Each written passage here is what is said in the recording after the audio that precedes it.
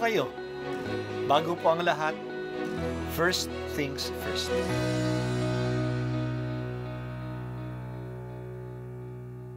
Good morning po. Sinisimulan po natin ngayon ang first things first. At dito po, tinatalakay natin sa unang bahagi ng umaga natin ay ang first readings na binabasa po sa banal na misa. Ito pong tinatalakay natin kasi madalas po kasi marami na tayong alam tungkol sa gospel readings. Pero konti po ang nagsasalita sa first readings. Pero ang first readings, bahagi din po yan ng Biblia, ng banal na kasulatan. Kaya susubaybayan po natin ang mga first readings, basahin po natin at kuminsan kailangan ng basahin ng 2 o 3 beses bago maintindihan kasi hindi po tayo familiar sa mga istorya at sa mga kaisipan na tinatalakay dito.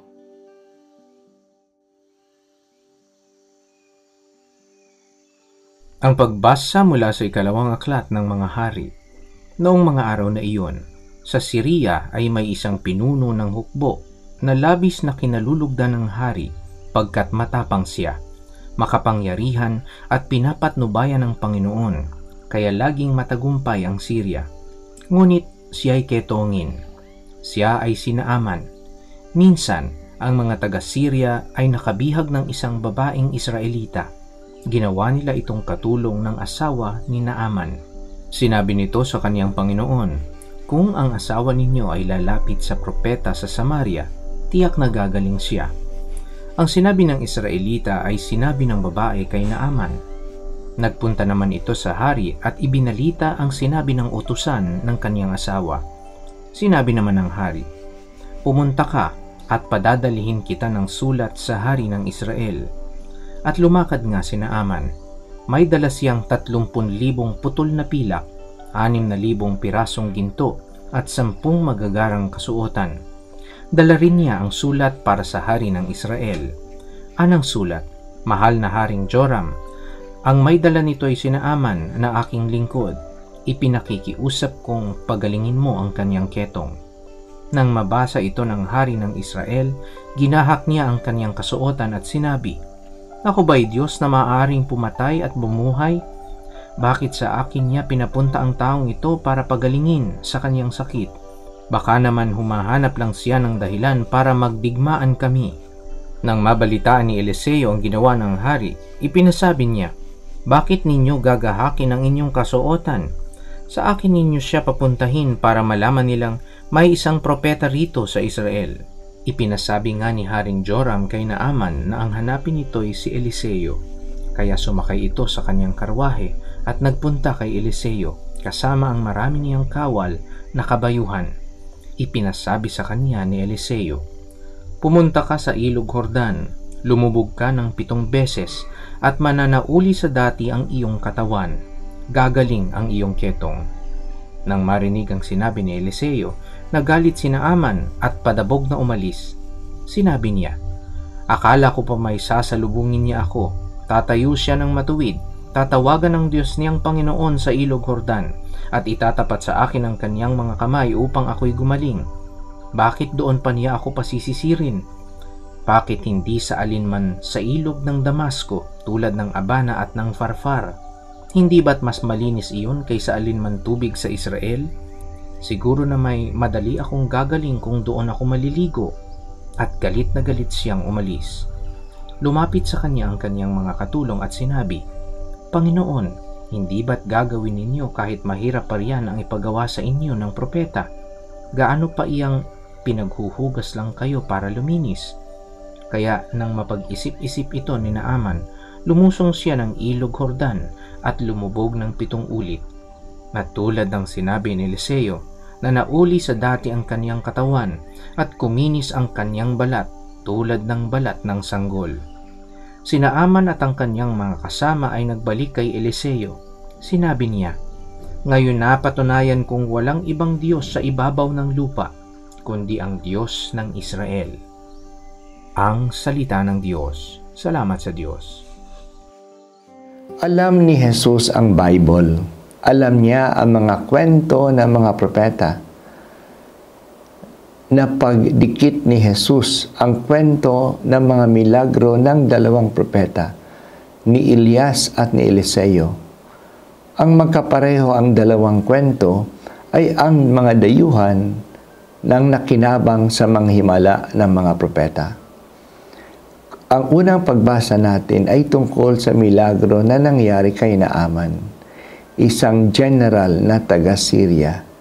Mataas ang kanyang tingin sa kanyang sarili at sa kanyang lungsod na Damasco. Nasaktan siya nang hindi man siya nilabasan ni Propeta Eliseo upang kausapin. Sinabi lang sa kanya na maligo ng 7 beses sa ilog Jordan. Nasakta din siya na bakit sa Jordan?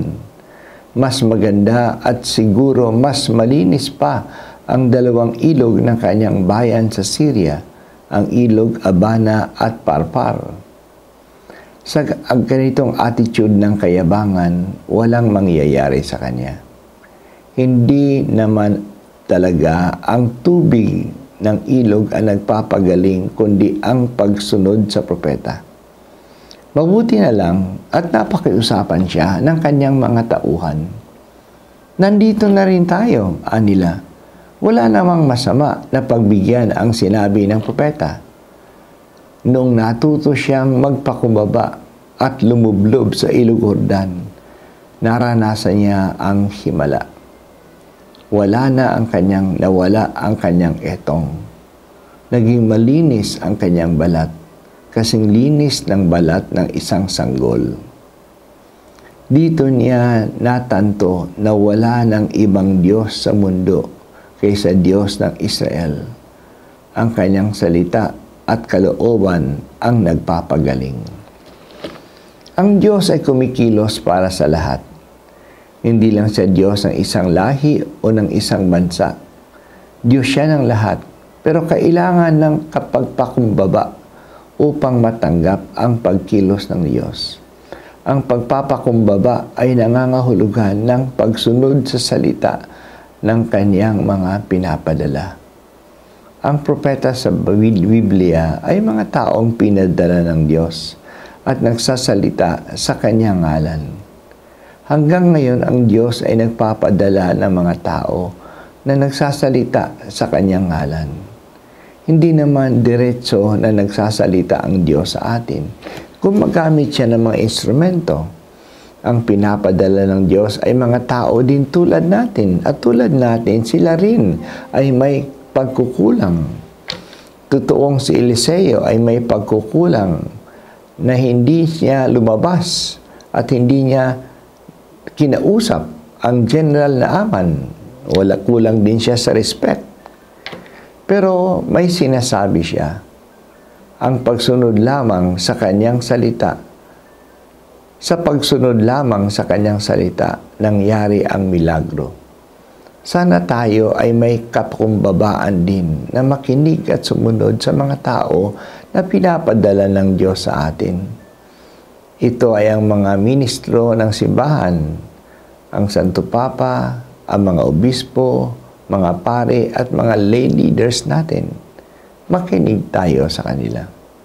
Salamat o Diyos sa patuloy mong pagpapadala ng mga tao na nagdadala sa amin ng iyong salita. Bigyan po ninyo kami ng kababaang loob na sumunod sa iyong salita na dumadating sa amin sa pamamagitan nila.